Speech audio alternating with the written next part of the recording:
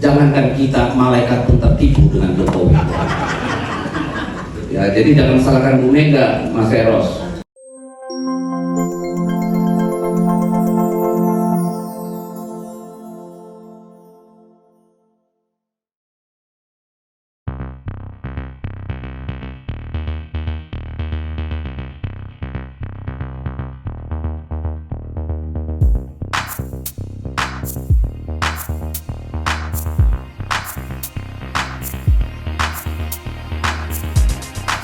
Kemudian saya merenung-renung dari awal. Pertama, misalnya saya bertemu dengan Rocky Gerung, ya. Setelah saya bolak-balik berkelahi sama dia di TV maupun di media, saya tanya kenapa yang bikin gue benci sama Jokowi. Oh, itu manusia fake. Semua yang dilakukan adalah pencitraan. Ya, tiap hari ada. Panjang lah ceritanya, nanti jadi dikira saya udah bersekongkol sama Rocky Gerung. Tapi kemudian saya menemukan banyak pembenaran dari pandangan dia. Yes, Jokowi is totally fake. Totally fake. Jadi pertama ketika dia memilih naik kereta kencana setelah pelantikan di DPR, kita menganggap itu dengan penuh rasa haru dia mau berbaur sama rakyat. Ternyata dari awal otaknya sudah feodal. Bagaimana dong? Iya benar. Kita begitu terharu, ribuan orang kita menyambut dia sepanjang jalan Sudirman Tamrin hingga istana. Dengan satu bayangan betapa merakyatnya, dia tidak naik mobil tahan peluru, dia naik andong. Ternyata itu kereta kencana dalam benaknya. Ya toh? Maka kalau kemudian di media sosial kemarin-kemarin banyak muncul meme, kenapa ya dulu nggak kita tutup gorong-gorong itu? Dulu saya marah, sekarang saya ikutan. Bener ya, kenapa nggak kita ikut nutup gorong-gorong itu kemarin? Sehingga kita tidak mengalami yang kita alami hari ini, setback luar biasa. Iya kan? Ya, karena kemudian itu berhasil kita membangun bahwa Jokowi adalah kita. Jokowi adalah rakyat yang lahir dari pinggir sungai, yang katanya sering terjun ke sungai, ternyata sungainya itu nggak ada, kering kan? Nah, itu kita merasa melihat demokrasi, reformasi kita sudah di jalan yang benar, karena rakyat kecil bisa jadi presiden. Itulah yang kita pahami. Dan ternyata hari ini itu dibuktikan semua itu fake dan kita semua salah kena kibul. Tapi jangan malu, jangankan kita, malaikat pun tertipu dengan Jokowi. Ya, jadi jangan salahkan Bu Mega, Mas Eros. Para malaikat dan yang lain-lain saja kok tertipu. Iya kan? Jadi sekarang begini, kalau saya melihat 2014, 2019, oke lah. Tidak banyak naluri kekuasaan yang menonjol. Beliau bekerja keras. Untung ini kesalahan Pak SBY juga berikan pesawat kepresidenan. Mungkin kalau dulu nggak ada pesawat kepresidenan, dia nggak tiap hari keliling-keliling Indonesia. Tapi ya karena ada pesawat, tiap hari lah dia terbang. Ya, jadi sampai 2019 itu sudah terlalu kelihatan. Anak-anaknya jual martabak, jual pisang. Dan dia berkali-kali bilang, anak-anak saya tidak tertarik politik, mau usaha saja. Bahkan seorang Kaisang bilang, bikin satu meme, hari gini masih minta sama bapak proyek-proyek, gitu kan? Sampai itu viral. Dan sekarang ternyata kita dengar dia merengek-rengek pengen jadi gubernur atau jadi apapun. Nah, kapan kita mulai sadar sebenarnya? Kita mulai sadar bahwa Pak Jokowi ini fake. Itu tahun 2019, sehari setelah penetapan MK terhadap putusan hasil pemilu. Itu para lawyer diundang ke istana, dikira mau diucapkan terima kasih, diajak makan-makan, mungkin diharapkan jadi komisaris atau apa. Ternyata yang ditanya gimana caranya 3 periode. Itu yang saya dengar dari salah seorang yang ikut dalam acara itu. Jadi pikiran untuk 3 periode itu hadir hanya 1 hari setelah hasil pemilu 2019 ditetapkan oleh MK. Dan dari sanalah mulai terjadi, kalau kita mau mengatakan, penyanderaan demokrasi, pembengkokan hukum, dan segala macam. Ya, dari sana mulai terjadi. Dan sejak 2019 itu juga, para konglomerat oligark ini mulai sering datang makan-makan, minum-minum, ngopi-ngopi di istana. Apalagi karena di Istana Bogor, kalau di Istana Negara mungkin gampang orang melihat keluar masuk, tapi karena di Istana Bogor nggak tahu. Kita dapat informasi itu justru dari orang dekat Jokowi, bahwa Bapak sekarang kok ngopinya sama orang-orang kaya ya, bukan lagi sama rakyat. Jadi perubahan itu sudah sangat mendasar. Ini kita kembali ke zaman reformasi dulu. Semua kesalahan itu ada pada Soeharto. Sekarang semua ada pada Jokowi. Kan gitu nih, balik lagi kita ini mengulang sejarah. Tetapi kenapa bisa seperti hari ini? Undang-undang KPK dilemahkan. Melemahkan KPK ya Bung Saud ya. Kalau saya tidak salah, itu terkait dengan pencalonan ya, untuk mengamankan pada waktu itu salah satu kota di Sumatera dan salah satu kota di Pulau Jawa,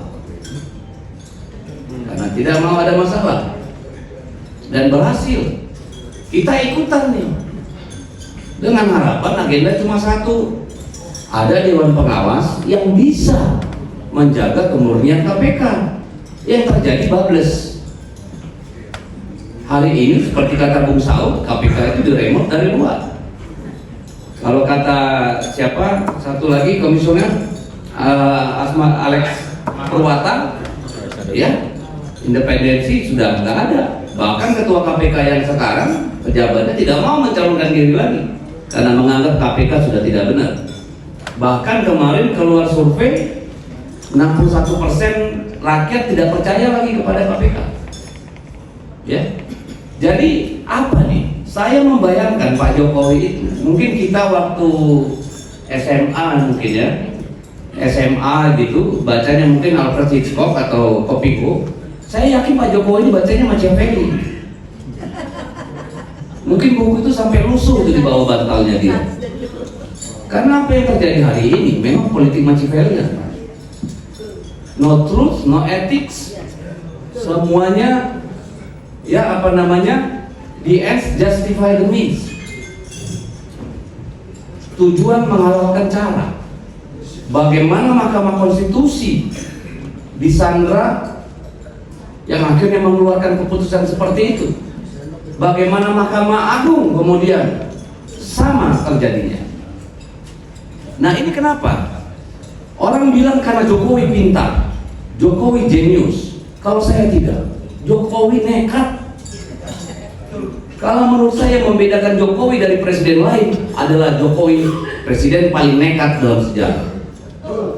Semua orang bisa curang kok, tapi tidak ada presiden sejak zaman reformasi yang bermimpi menggunakan aparat penegak hukum dari atas sampai ke bawah, menggunakan instrumen birokrasi dari atas sampai ke bawah, menggunakan kasus hukum untuk menyandara partai-partai politik.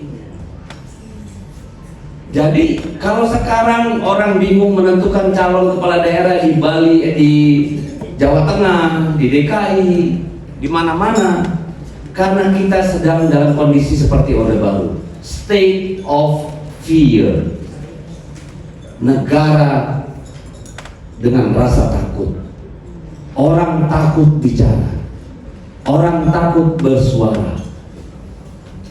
Semua takut, apalagi politisi, apalagi elit, apalagi birokrat. Karena apa? Saya takutnya Pak Jokowi ini terinspirasi sama Edgar Hoover, mantan direktur FBI, yang menyimpan kasus semua petinggi di Amerika sehingga dia bisa kendalikan. Saya yakin itu yang ada di tangan Pak Jokowi, sehingga semua bisa disetel. Itu kenapa selama rejim Pak Jokowi ini kasus korupsinya malah lebih gila-gilaan dibanding yang lain. Bandingkan saja jumlah menterinya yang masuk korupsi dengan era presiden-presiden lainnya. Jadi Kalau kita mau bicara reformasi hari ini apa sih? Dulu apa sih? Dulu kita ingin hukum menjadi panglima. Karena zaman Pak Harto politik adalah panglima. Hari ini ya hukum bukan panglima, tapi hukum digunakan menjadi alat politik. Siapa yang bisa membantah itu sekarang? Hukum adalah alat politik. Kita alami kasus Sekjen PDI Perjuangan. Dalam berkas persidangan jelas disebutkan Sekjen PDI Perjuangan melarang, ya, dalam BAP salah satu tersangka melarang ada urusan cawe-cawe uang di sana. Tapi masih dikejar-kejar. Apa urusannya nih suap menyuap? Perkaranya sudah selesai. Sekarang semua dipanggil. Sampai kesel itu yang namanya penyidik saya mendengar. Udahlah, tolonglah ubah BAP. Kami udah capek tiap hari ditelepon. Bagaimana? Udah bisa masuk penjara nggak asto? Gila kan? Jadi supaya ada sandiwara, kembalilah diperiksa semua. Wahyu diperiksa, istri tersangka yang sudah dipenjara masih diperiksa. Ini apa-apaan? Emang gak ada masalah yang lebih genting dalam urusan korupsi? Apa ini? Jadi Bang, dengan segala hormat Bang Saud, mohon maaf, KPK sekarang itu menjadi alat kejahatan kalau menurut saya, bukan alat penegakan hukum. Kenapa itu 3 orang anggota DPRD Provinsi Jawa Timur segera diproses, gubernur dan wakil gubernurnya aman, tebang pilih loh. Kenapa? Kenapa tiba-tiba seorang wali kota Semarang diproses padahal sudah deal dan sudah minta izin sama penguasa, tetap juga diambil. Saya nggak usah kasih tahu kenapa. Tapi begitulah instrumen hukum digunakan. Dan kalau hari ini insan murni KPK pasti menangis di dalam gedung KPK kalau menurut saya. Karena ada salah seorang komandan Satgasnya bilang, wah, saya di backup langsung nih dari sono Trunojoyo. Iya. Kalau udah KPK jadi alat politik kayak begini, pada siapa kita berharap? Pada siapa kita berharap? Jadi saya cuma mau bilang gini, pilihannya hanya satu, lawan. Oke. Kalau masih mau takut-takut, ya udah. Ini kan semua yang dari dulu kita ketemu kalau ngomong-ngomongin Soeharto kan. Hari ini kita kembali lagi. Silakan, terima kasih. Baik.